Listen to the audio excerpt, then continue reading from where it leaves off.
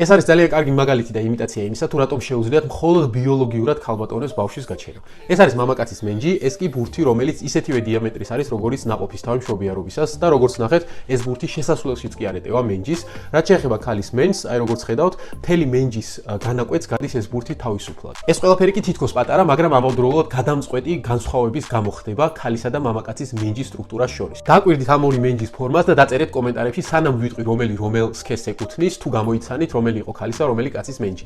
აი ეს არის ქალის მენჯი და შედარებით როგორც ხედავთ, უფრო პატარაა ზომაში და უფრო განიერი და მისი ბარძაყის ძვლის დაკავშირებაც კი მენჯის ცვალთან არის კუთხით უფრო დიდი, დაახლოებით 5 გრადუსით უფრო მეტი ვიდრე მამაკაცის და ეს ანატომიური თავისებურება უწყობს ხელს იმას, რომ მენჯის ღრუს შესავალიც და გასავალიც მამაკაცის მენჯის ღრუსთან შედარებით არის გაცილებით უფრო ფართო. აი როგორც ხედავთ, ეს არის თავისებურება, რომ ბარძაყის ძვლის როტაციაც კი ქალის შემთხვევაში სხვანაირია, რაც მათი სიარულის თავისებურებაშიც გამოიხატება.